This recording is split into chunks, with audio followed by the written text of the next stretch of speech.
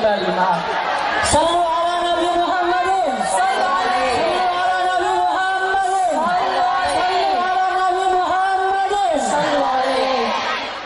Hadirin dimohon duduk kembali. Alhamdulillahirabbil alamin, telah hadir di tengah-tengah kita Al-Mukarram Kiai Haji Miftah Maulana Habibur Rahman, atau yang lebih kita kenal dengan sebutan Gus Miftah. Kami marhaban ahlan wa sahlan bikudumikum ya Abah, kami menyapanya Abah. Dan kepada para kiai, para habaib, agar kami mohon dengan sangat untuk dapat menempati podium utama. Kami juga ucapkan selamat datang kepada Bapak Kiai Abdul Adib, kepada Ketua Jamiah Thariqah An-Nahdiyah yaitu Habib Asadullah Asigaf, marhaban ahlan wa sahlan bikudumikum.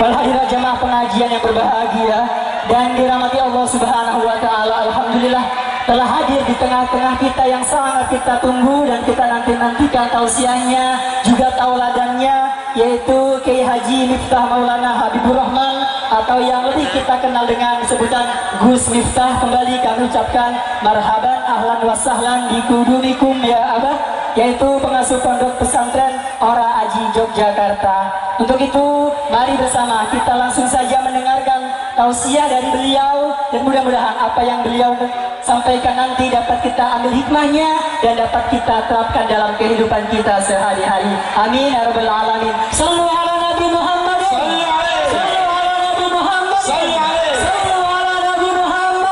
Sallu alaihi. Kepada Al-Mukarram Kiai Haji Miftah Maulana Habibur Rahman atau Gus Miftah, kami persilakan. Monggo Abah.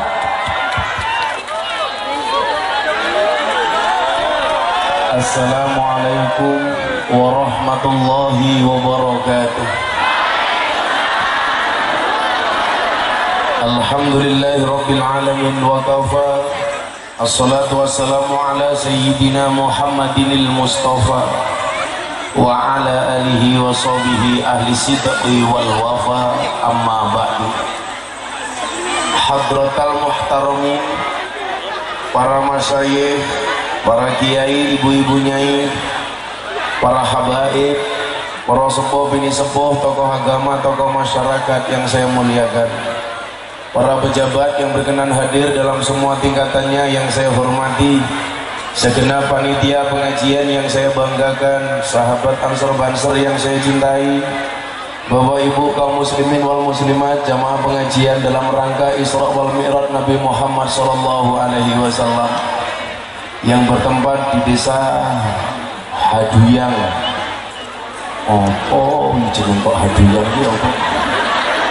Oh, nama Lampung. Artinya apa itu? Sok tahu. Yang berbahagia, alhamdulillahirabbil alamin. Pada siang yang panas ini kita bisa berkumpul di lapangan ini. Mudah-mudahan panasnya siang hari ini menjadi tolak balak panasnya api neraka. Maka melihat semangat Bapak Ibu yang luar biasa, cukup saya sampaikan, jika teman membuatmu kecewa, jika pasangan membuatmu terluka, yakinlah Gus Miftah datang dengan membawa cinta. Apa itu cinta? Cinta itu seperti air kencing di dalam kolam renang. Maksudnya apa? Wujudnya tidak nampak tapi hangatnya bisa dirasakan. Maka siang hari ini kita ketemu di tempat ini karena cinta. Cinta kepada siapa? Cinta kepada Allah Ta'ala. Cinta kepada siapa? Cinta kepada Rasulullah. Maka siapapun siang hari ini yang hadir karena cintanya kepada Allah, saya doakan Allah mencintai kita. Siapapun yang datang karena cintanya kepada Rasulullah, menjadi wasilah Rasulullah mencintai kita.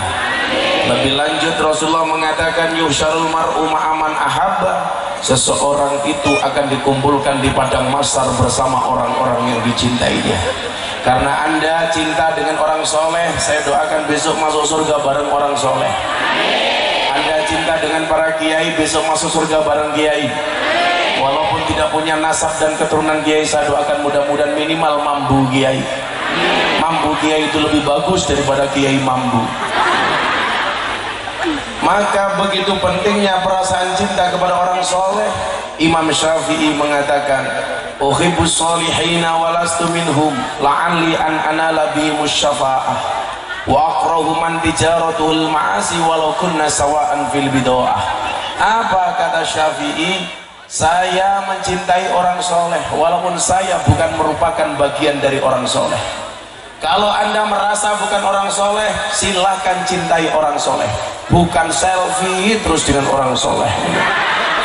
Selfie HP ini cross gaya. Hati-hati penularan virus corona melalui HP Cina ya.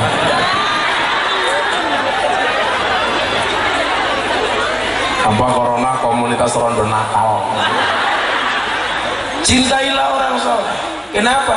La'alli an anala bi musyafa'ah, karena saya berharap ada kebaikan yang saya dapatkan dari orang soleh. Gak mungkin kita bertemu dengan orang soleh gak ada kebaikan.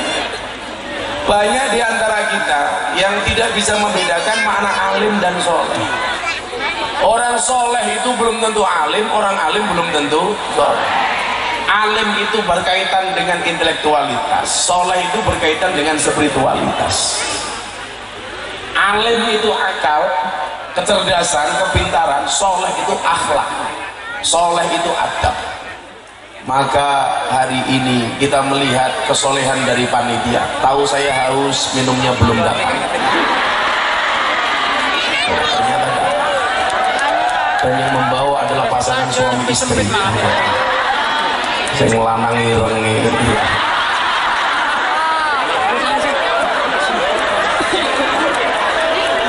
Semoga kalian berjodoh ya.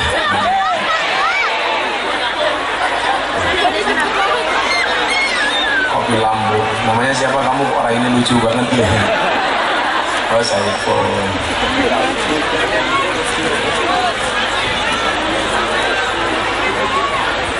Moh corona.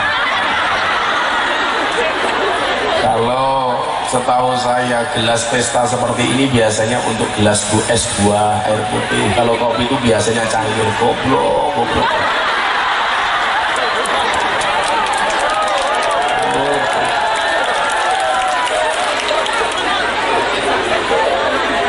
Ini gila yang ngomongnya pakai mata. Besok tahu iling barang ini apa? Nggak kongkon.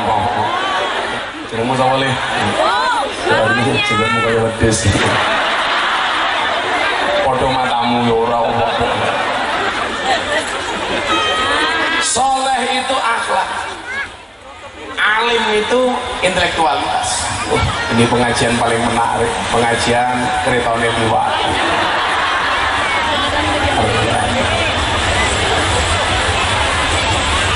Meneng pesawat.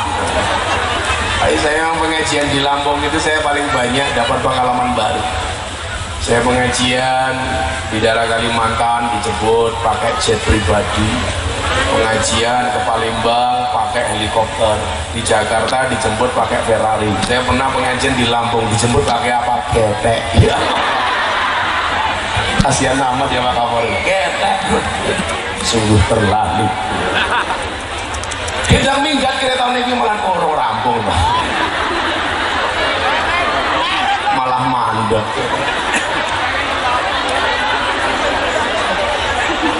Ya mungkin kita ndelok kita barang kok matane ayo lah berapa jamaah ndelok. Intelektualitas itu berkaitan dengan kealiman seseorang, sementara soleh itu berkaitan dengan spiritualitas, akhlak dan adab seseorang. Saya kok sibuk banget tuh lupa ini daripada uangnya gula tisu loh. Ngajian tadi juga tisu. Woi, tisunya mana pun?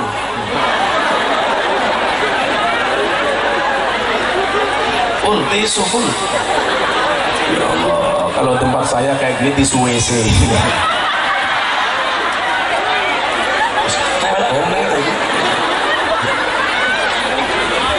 Tisu ngelap silit, ngelap raine kiai.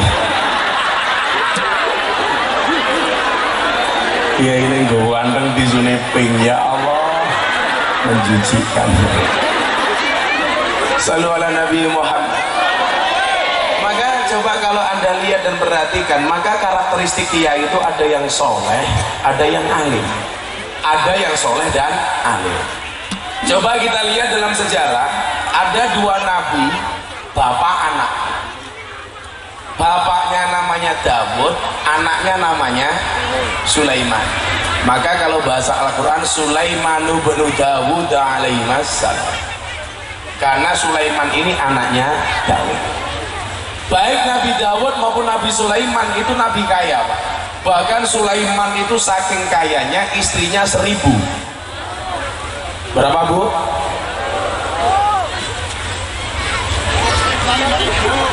Saya itu kok pede banget, Pak. Jadi saking kayanya ya, itu istrinya 1000.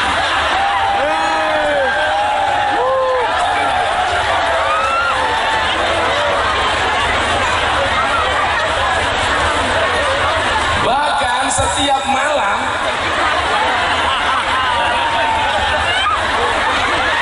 Nabi Sulaiman itu mendatangi istrinya sampai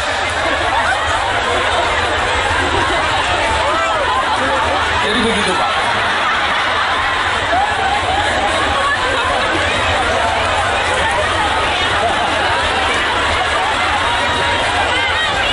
Kenapa, Bu? Kenapa, Bu? Berdiri. Kalau kamu sukanya ngatur-ngatur kiai kan?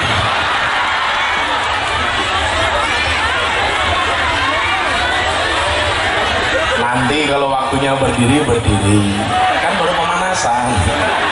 Ibu-ibu suka saya duduk apa berdiri? Itulah dan persoalan perempuan. Di mana-mana suka yang berdiri.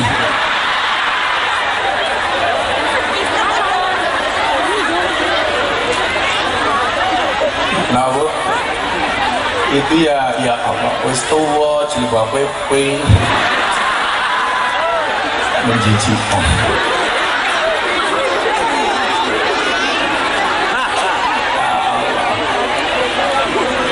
Nabi Sulaiman itu saking kayanya istrinya 1000. Bahkan setiap malam Nabi Sulaiman itu mendatangi istrinya 300 setiap malam.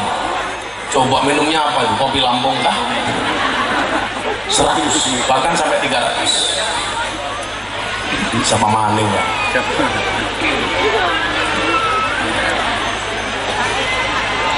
Ya silakan yang mau lewat sampai selesai pengajian.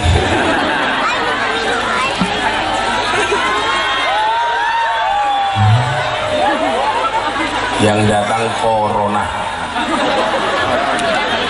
komunitas Rondo mempesona.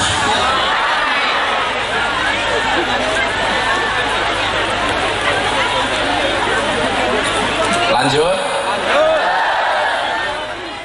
Nabi Sulaiman sama Nabi Daud itu walaupun bapak anak karakternya beda. Nabi Daud itu tipe orang yang sangat soleh, sementara Nabi Sulaiman itu tipe nabi yang sangat alim. Maka kenapa Al-Quran mengatakan fafahamnaha Sulaiman, Nabi Sulaiman itu kalau memahami apapun cepat.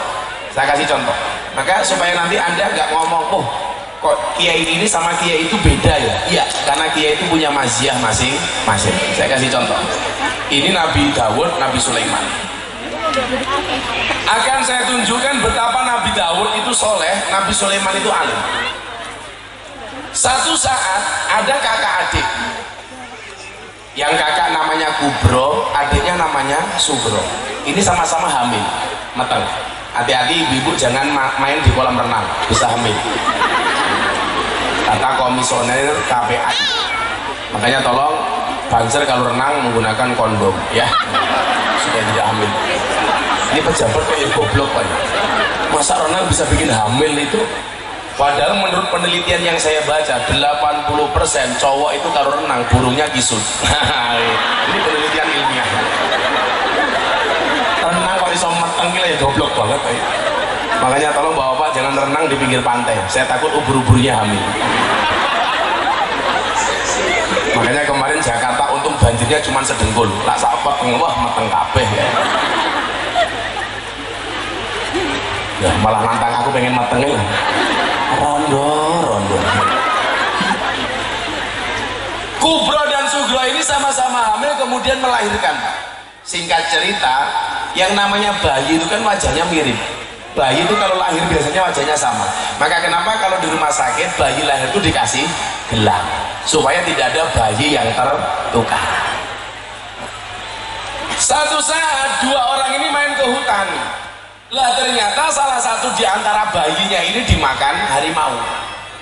Maka Kubro dan Sugro kemudian berebut dengan bayi ini. Kubro mengatakan ini bayi saya, Sugro mengatakan ini bayi saya.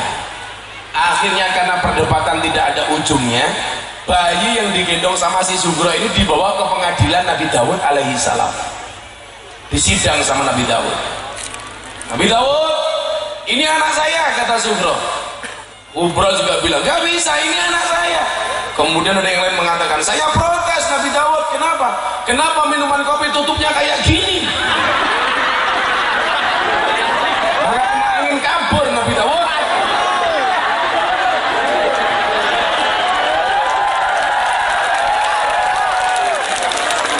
Dimana-mana kayak gini ini lemek, bukan tutup. Goblok.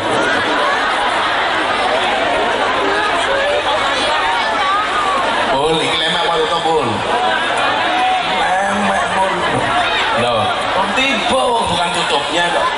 Padahal yang namanya konsep adil itu apa? Wada'u syai'in fi mahal. Meletakkan sesuatu pada tempatnya.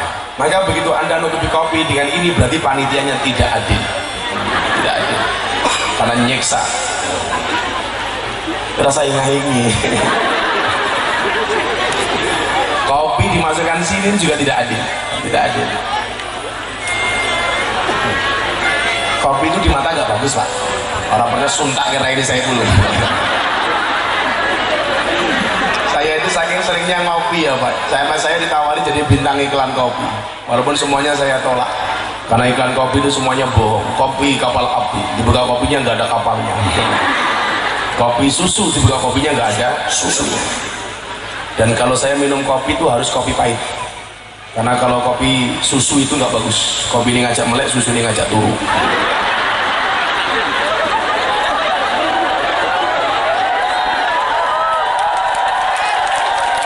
Makanya kalau saya dikasih kopi susu biasanya saya akali. Kopi ini tak ubah, susu ini tak cekeli kayak gini.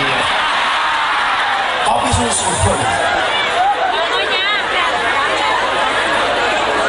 Iklan tuh yang jujur cuma satu, sarung gajah duduk. Dibuka sarungnya ada belalainya lah.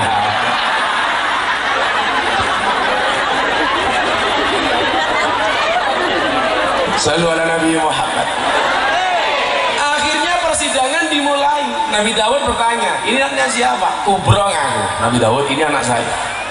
Sugro juga ngaku, gak bisa, ini saya yang gendong ya berarti anak saya. Kan waktu itu belum ada sertifikat, belum ada akte kelahiran. Akhirnya karena melihat bukti anak itu digendong sama si Sugro, Nabi Daud memutuskan ini adalah bayinya si Sugro. Orang itu kalau soleh itu biasanya nggak pernah seudon, Pak. Jangan Anda mengatakan Nabi Daud goblok. Enggak, Nabi Daud itu karena saking solehnya itu nggak pernah seudon. Makanya kalau Anda di kampung ketemu kiai-kiai soleh itu biasanya nggak pernah seudon, mau percaya tok. Maka orang kayak gini biasanya gampang dibohongi. Contohnya kalau musim kampanye, kalau mau nyalon sowan, begitu jadi kiainya ditinggal. Itu biasanya kiai-kiai soleh. Maka kiai-kiai seperti itu hanya dianggap seperti dong salam, seperti laos. Maksudnya lak masak sayur digolekin dhisik dhewe, sayure mateng diguak dhisik. Kan banco. Kiai kok dimanfaatkan kok.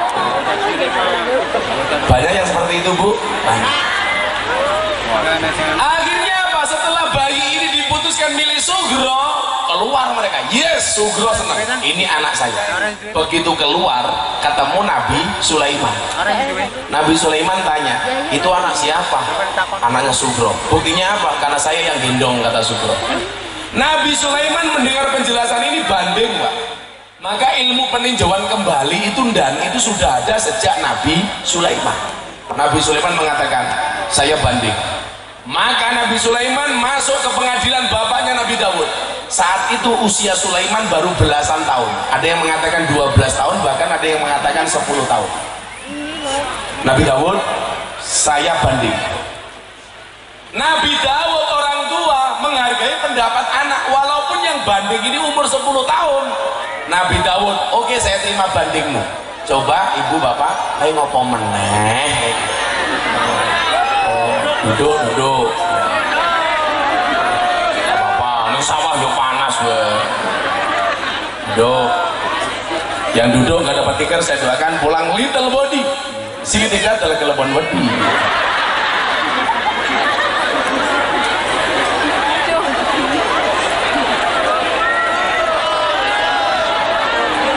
Lanjut. Orang tua yang baik itu yang bisa menghargai pendapat anak. Ini umur 10 tahun didengarkan sama Nabi Daud. Padahal posisinya Nabi Daud itu seorang raja. Maka ibu, jadilah pendengar yang baik bagi anak-anakmu. Jadi orang tua itu jangan diktator, betul? Anak punya pendapat, tolong didengarkan.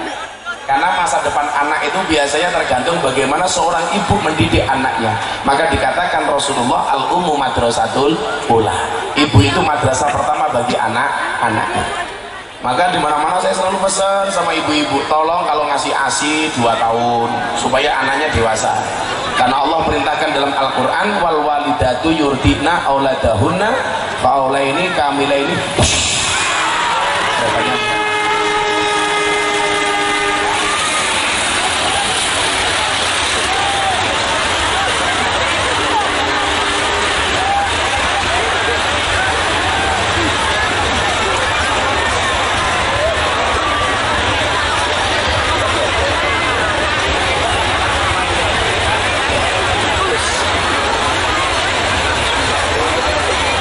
Aku ngaji nih kena pengen telu mulai setrok.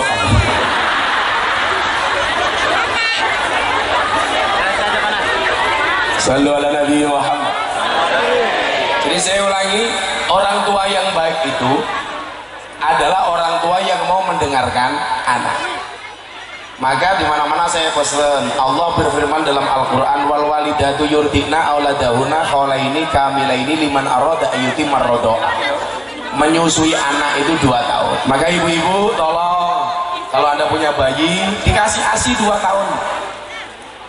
Orang sekarang kan aneh, 6 bulan sudah diganti susu kaleng, padahal susu kaleng itu susu sapi. Makanya begitu gede dengar adzan subuh, as-salatu khairum minan naum, jawabannya apa? Mergo anake sapi. Saya meyakini apapun itu ASI lebih baik daripada susu sapi. Karena ASI itu praktis, ekonomis, demokratis, dan dilindungi badan hukum. ASI itu praktis, kemasannya bisa dibawa kemana-mana. Pengajian pantas, macul pantas, ke pasar pantas. ASI itu ekonomis, kemasannya tidak gampang pecah. Kan nggak ada ASI penyok. Yang ketiga, ASI itu demokratis, maksudnya bisa dipakai anaknya, bisa dipakai bapaknya. Dan yang jelas ASI itu dilindungi badan hukum, BH, badan hukum. Itu maka boleh. Makanya sapi itu susunya gampang dipegang oleh orang. Kenapa? Karena tidak dilindungi badan hukum. Kan nggak ada sapi behanan, nggak ada. Akhirnya bandingnya Nabi Sulaiman dikabulkan. Oke, kalau kamu punya bukti baru bisa membuktikan bahwa ini bukan anaknya Sugro, silakan dibuktikan. Nabi Sulaiman akhirnya mengambil alih persidangan. Wahai Nabi Daud, saya ingin membuktikan ini anaknya siapa. Jadi saya ulangi ya, dan ilmu perbandingan banding itu sudah ada sejak Nabi Sulaiman. Nabi Sulaiman minta bayinya gore nih. Oke. Apa yang dilakukan oleh Nabi Sulaiman? Nabi Sulaiman membawa pedang, bayi ditaruh di tengah. Saya mau tanya sekali lagi, ini bayinya siapa? Sugro jawab, bayi saya. Kubro jawab, bayi saya. Sudah, karena kalian semuanya mengaku ini bayinya kalian, supaya adil, bayi ini akan saya belah menjadi 2. Yang separuh saya kasih Sugro, yang separuh saya kasih Kubro. Begitu mau dibelah ini, si Sugro setuju, ya silakan, supaya adil. Tapi Kubro menangis. Begitu mau dibelah sama Sulaiman, Kubro teriak. Nabi Sulaiman interupsi, tolong jangan dibelah bayi itu, silakan bayi itu diberikan di Sugro, saya ngalah gak apa-apa asalkan bayi itu selamat. Akhirnya Nabi Sulaiman tidak jadi membelah bayi. Apa putusan Sulaiman? Sulaiman mengatakan, saya nyatakan bayi ini milik Kubro, bukan milik Sugro seperti keputusan Nabi Daud. Kenapa? Nabi Sulaiman bermain psikologis.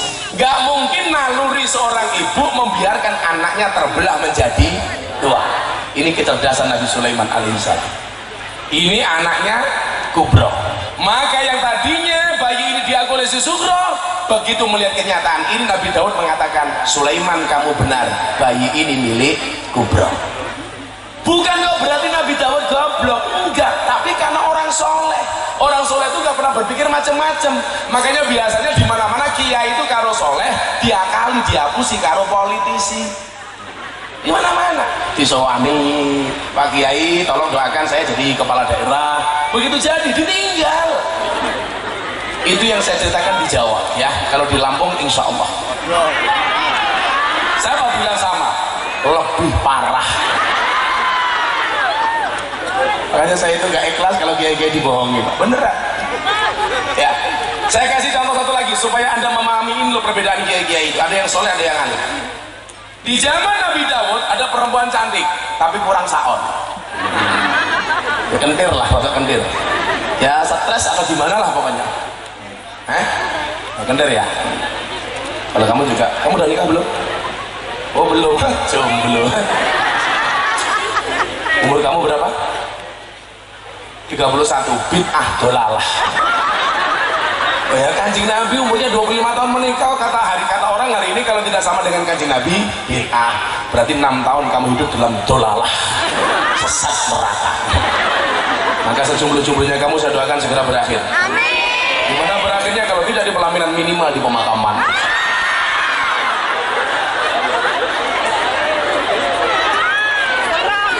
Kamu jangan galau, punya Allah kok galau, malah galau. Tuku bawang keliru merico, wis kebacut sayang mau dianggap konco.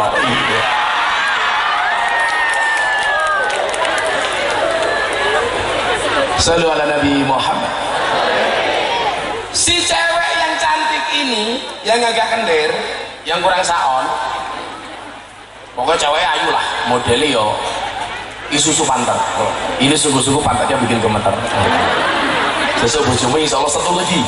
Setengah tua lemu gino-gino.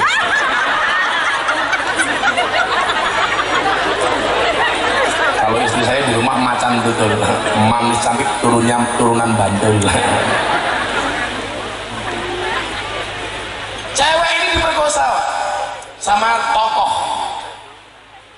Bu tokoh agama, bu tokoh masyarakat. Yang penting cewek ini diperkosa sama tokoh. Yang memperkosa ini 4 orang. Sampai singkat cerita cewek ini hamil. Begitu meteng, cewek kendir ini kelingan. Aku ki so meteng mergo diperkosa karo wong kae. 4 orang itu yang memperkosa saya. Akhirnya apa? Sowan kepada Nabi Daud, minta keadilan. Nabi Daud, saya minta keadilan. Kenapa Mbak? Saya hamil. Yang menghamili kamu siapa? 4 tokoh orang itu. Benar, benar. 4 orang ini dipanggil sama Nabi Daud. Apakah kamu memperkosa perempuan ini? Enggak, Nabi Daud. Beneran? Bener. Kalian semua enggak memperkosa? Enggak. Terus kenapa dia bisa hamil? Kan dia agak gila Nabi Daud. Dia diperkosa oleh anjingnya sendiri. Wah, mateng mergo diperkosa asu. Asu itu haram karena dibaca marfu asu. Kalau dibaca majrur halal asi. Ya, ngono. Santri ngono. Mulai ketemu cewek yang bibirnya nggak gue tajwid. Kamu tahu nggak nun mati ketemu bak dibaca apa? Iklab. Nun mati ketemu bak saja dibaca iklab. Masa aku ketemu kamu tidak ijab? Iya.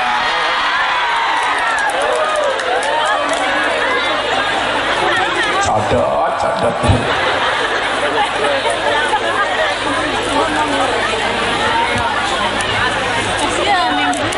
Kamu nggak usah galau. Allah menciptakan manusia berpasang-pasangan, betul? Itu artinya kalau kamu tidak punya pasangan, jangan-jangan kamu bukan manusia.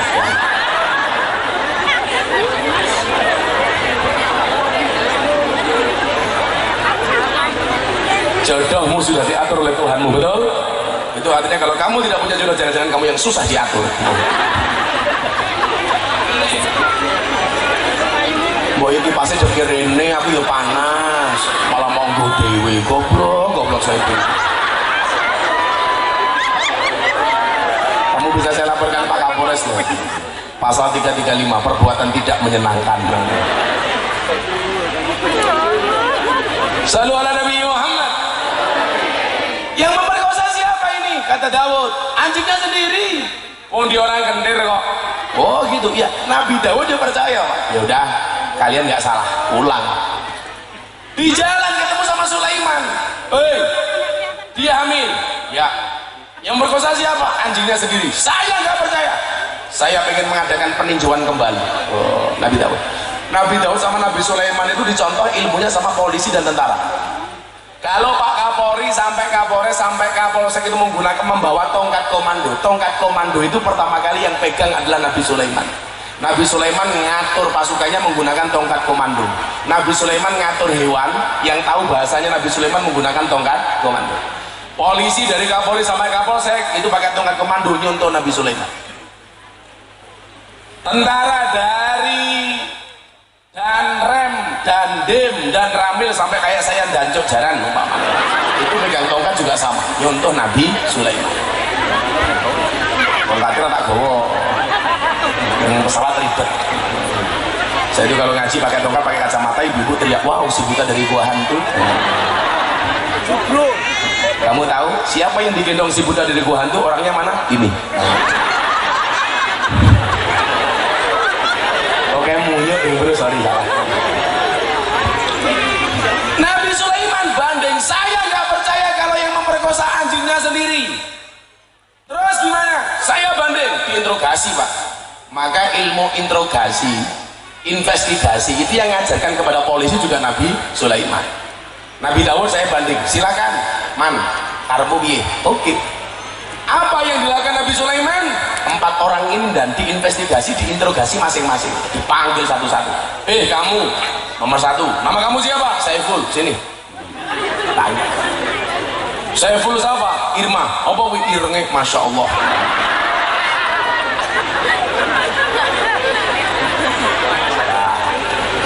Dijeluk sama Sulaiman. Kamu merkosa nggak Pul? Boten, enggak. Serius. Terus kalau dia hamil yang merkosa siapa? Anjingnya sendiri. Ditanya sama Sulaiman, anjingnya warnanya apa? Hitam. Oh, nah, ditulis sama Sulaiman. Orang kedua dipanggil. Kamu MC pengajian? Oke. Kamu memperkosa? Enggak. Kenapa? Dia mapan kok.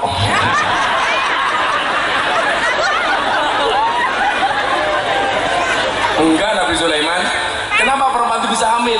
Diperkosa oleh anjingnya sendiri. Ditanya sama Sulaiman, yang memperkosa anjingnya sendiri, iya warnanya apa? Putih. Sudah beda Pak. Yang pertama mengatakan hitam, yang kedua putih. Yang ketiga tanya lagi, tukang son? Oke. Kamu memperkosa? Enggak. Lah gimana? Gimana saya memperkosa Pak? Ganti posisi kok memperkosa? Yang memperkosa siapa? Anjingnya sendiri. Warnanya apa? Coklat. Yang pertama mengatakan putih, yang kedua yang pertama hitam, kedua putih, ketiga coklat. Yang keempat dipanggil lagi tokohnya, kamu memperkosa? Enggak. Kok hamil? Diperkosa sama anjingnya sendiri. Warnanya apa? Merah. Akhirnya Nabi Sulaiman menyimpulkan, ini nggak beres. Dibawa ke persidangan Nabi Daud, Nabi Sulaiman mengatakan, Nabi Daud, saya pastikan yang memperkosa ini adalah 4 orang ini. Ditanya sama Daud, kok kamu yakin? Saya yakin. Alasannya apa? 4 orang ini saya interogasi, mereka sama-sama mengatakan yang memperkosa anjingnya, tetapi 4 orang ini mengatakan warnanya beda-beda. Sama satu mengatakan anjingnya warnanya hitam, yang kedua putih, yang ketiga coklat, yang keempat merah. Padahal anjingnya cuma 1. Berarti 4 orang ini Tony Boster, waton muni dobose banter. Becak tanpa pir, waton jeplak tanpa mikir. Ban becak tanpa pelek, waton jeplak ranganggo utek. Gajah diblangkoni, orang sedeng. Kok gede banget ya gak sih?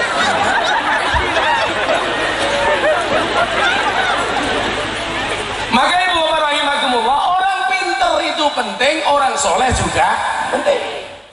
Maka kenapa kemudian ayat pertama yang diterima oleh Rasulullah bunyinya Iqra bismi rabbik. Iqra itu dimensi intelektualitas, bismi rabbik itu dimensi spiritualitas. Itulah yang membedakan antara orang NU dan Muhammadiyah. Lah wong NU niku biasane gede atine, yen Muhammadiyah biasane gede akale kok ndase kepiye. Atos sang